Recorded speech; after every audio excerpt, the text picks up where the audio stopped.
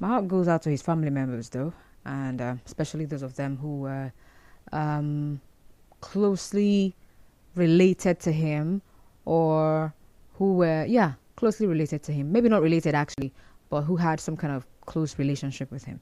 Anyway, what's the time now? Let's see. 12:31. And you know what time it is? It's time for the sunny side. My name is Constance Iroele-Mega. It's natural to have different ideologies. We tend to see things from different perspectives. So, share your views on the sunny side as we make room for philosophical, ethical, and thought-provoking discussions. The sunny side.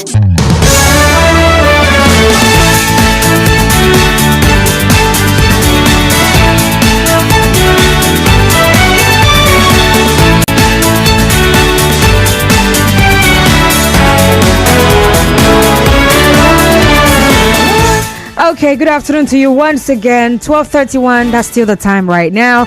And yes, it's the sunny side. And this is Constance right here. And yes, you and I are going to have a conversation about lessons from the Jigawa tanker explosion. I mean, it's not the first time we're having tanker explosions, or we're having a tanker fall somewhere and people decide to do what is now the unthinkable. I mean, what has even become the unthinkable for many years, decades even.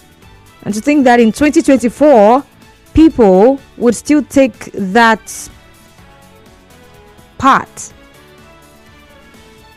Whew.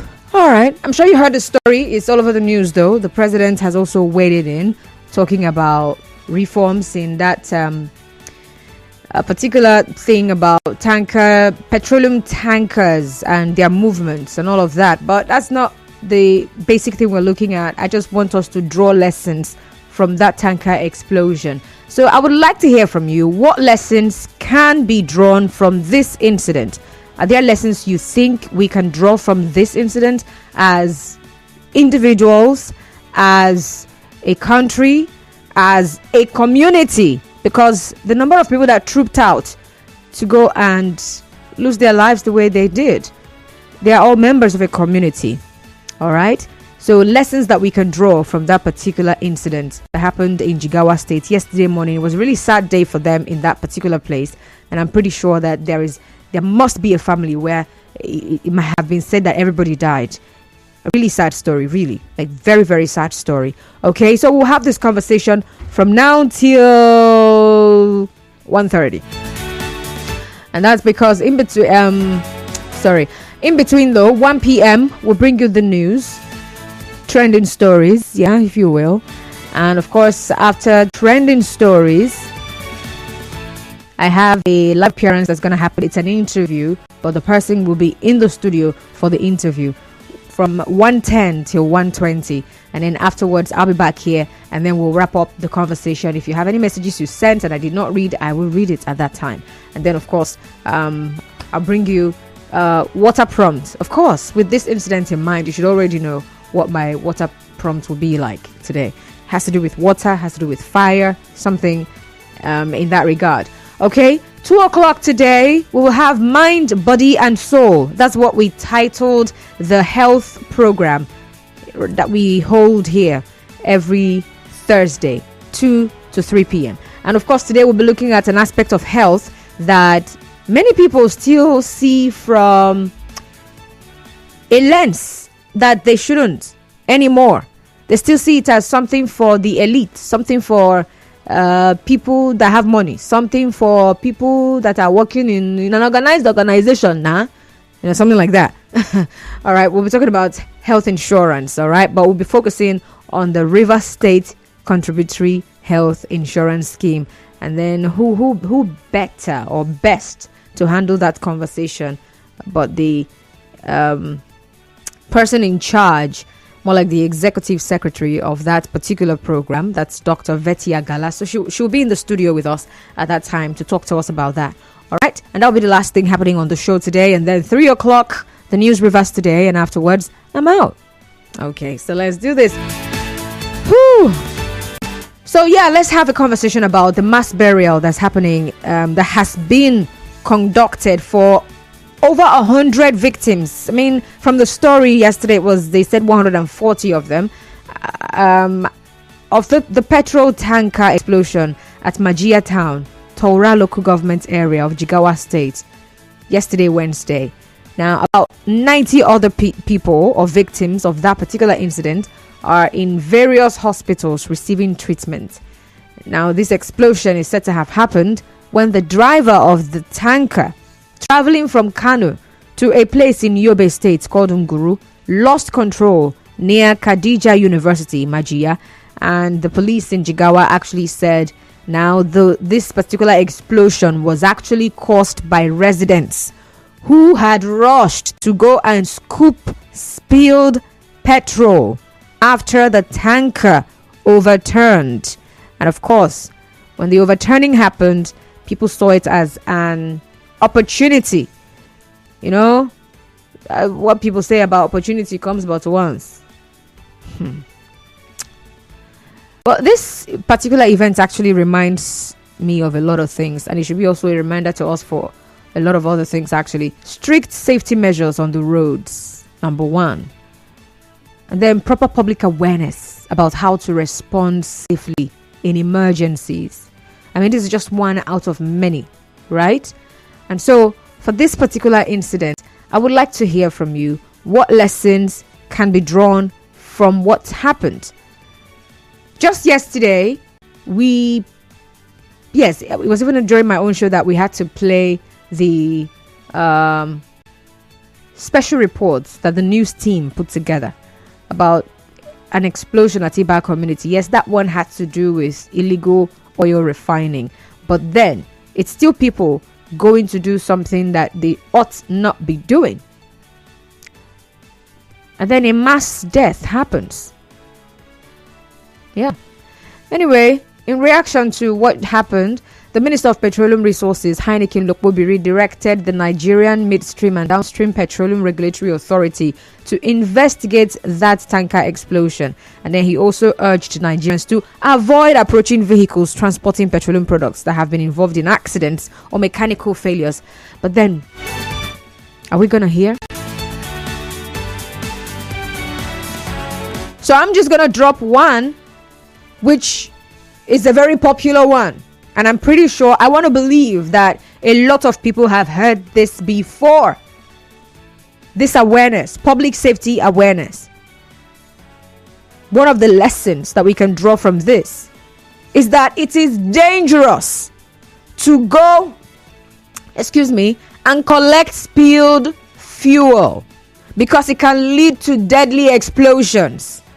That's number one. And I'm screaming it, not at the top of my lungs, or on top of my lungs, but I just want to believe that everybody should know already. But no, you can't say it's the Gen Zs that went to scoop. It's not the 17-year-olds, the 16 and 15 and 14-year-olds. No, adults went to do this. People who have lived in this country long enough to have heard other stories of this particular kind of incident happening. So what other lessons can we draw from this? Other people say, oh, it's poverty. If not that petrol is expensive, they would not have. And I insist on no, I don't think so. Even if petrol was sold at 100 naira per liter, people would still go and scoop when a tanker falls. Yes, they would. They will still do that. I personally do not believe this has to do with the pump price of petrol currently. It may have a little, but that's not the major driver for this.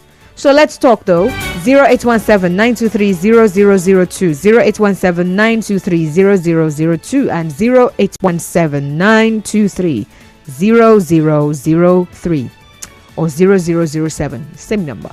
0817-923-0007, 0817-923-0003, 0817-923-0002. All right, send me a message via WhatsApp to 0809-030-6416. Remember, you're sharing lessons, all right? Hello? Yeah, good afternoon. Welcome aboard. What's your name? Emma from Rumukuta. All right, Imag, welcome. Go on. Yes, between 1973 to 78 to 80, 82, 83, 84 to 90, if there was a tanker that the vessel fell off on the road, they would not see any person going to scoop fuel or to collect fuel. And the reason was because at that time, there were many national companies and individual private companies and industries and factories. And people were sufficiently and gainfully employed and they were working. I am telling you what I saw. I am 60 years by God's special grace this year. So that you will know that I saw that with my eyes. But today that there is hunger and over hunger and abject poverty, that is the cost. When tanker fall, people will use their vessels and their buckets to go and collect fuel so that they would sell and get money. So government should do something. Create jobs and all these things will stop. 440 human beings died. Thank you. All right, thank you very much for calling. Ima from where? Rumokuta, he says. Good morning. Sorry, is it morning? It's afternoon. Good afternoon, welcome. Good afternoon, my good. What's your name, please? I am Comrade Elio. Hello? Okay, go on. Yes. Anybody challenge his opinion towards the government that government did not create jobs, I think that person is missing the point. My brother, the whole Nigeria, to the United Nations, in fact, the whole world know that Niger Delta youth and our environment are not friendly based on our own conduct. Why? Because so many times incidents of this have been happening in the Niger Delta, and the whole world is taking picture of it. So I'm saying that people in Nigeria who fell under that kind of situation refuse to take precaution of what has been happening in the Niger Delta. Tell me, Jigawa said, how long that tanker fell in the Jigawa state, or let's say before? Right? Why can't they take a precaution of what has been happening in Iba, in Port Harcourt, River State? So anybody telling me that the government did not create jobs, that's why there is no money in the people pocket, it's lie. Like me now, you cannot see me that fire is catching Nigerian info. He is trying to go there. Where I'm not a fire service man. I can't go there, man. Tell me, what are you going to do before it? If you not put a liquid, like a cap fire at any time, even your own crazy you got from market, you are putting it on your own stove. You are not even safe. Don't talk about it. No. They refuse, they are so not in picture, but they are the cause of their death. Thank you. All right, thank you for calling. Hello. Good afternoon to you, my lady. Good afternoon, Real Gift. Welcome. Thank you very much for welcoming me. Well, it's really unfortunate. And just like you said earlier, and the last caller, nobody can convince me. If you can convince me, my lady, that it's as a result of poverty, hardship, struggle, that makes Nigerians come out in number when there is a situation like this to scoop square, then I will show you a native doctor who doesn't have a calabash in his shrine. What if he's choosing not to use calabash? No native doctor. Well, if you don't tell me. Talking about this issue, the thing is this: the response time from when the tanker fell and when officials that are supposed or responsible for issues like this, when did they respond? That is one. I think one of the challenges, that's why the attitude of Nigerians, in the sense that there is no way going to scoop fuel from a tanker that has overfallen. It's like, now you use your hands, go buy what you want kill you. then you still they go ask for change from the person who sell you. No, now.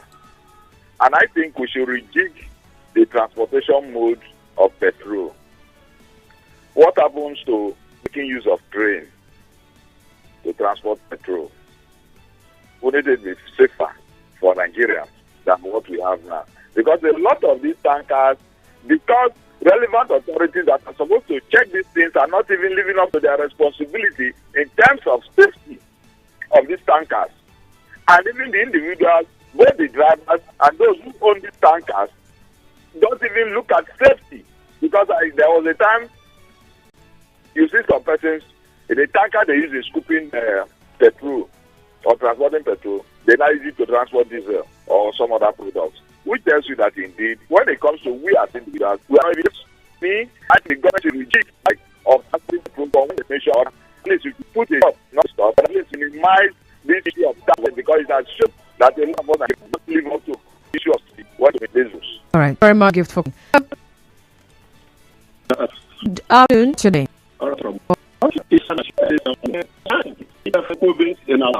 That incident happened 20 years ago. Fuel was not as expensive as what it is. But a lot of people, the Okobe incident claimed over 60 or 70 lives. And this thing, whenever it happens, the number is quite outrageous. So I am not looking at, it has been happening. I think a caller made mention of in the 70s, 80s. I don't know much about that. But for the last 20 years. Okay, that's by the way. I think what government needs to do, every local government has to set up a safety and environment department. Yeah, federal government, it should be the National Assembly, the law, let them enact a law. Okay. Now that is saddled with the responsibility. Every nook and cranny of the local government, most of this happen in the rural area, but whatever. These people should be on ground. As soon as this incident, you understand, they should condone all the place. Because if you don't condone with what they call it, civil defense, we are to protect the civil defense to protect our national. If we be rival with civil defense and Nigerian police, as soon as they see civil defense and Nigerian police with the health safety department officials, they will not want to go close. Because without that, I can bet you, whether hunger, no hunger, people will still want to go and scoop fuel.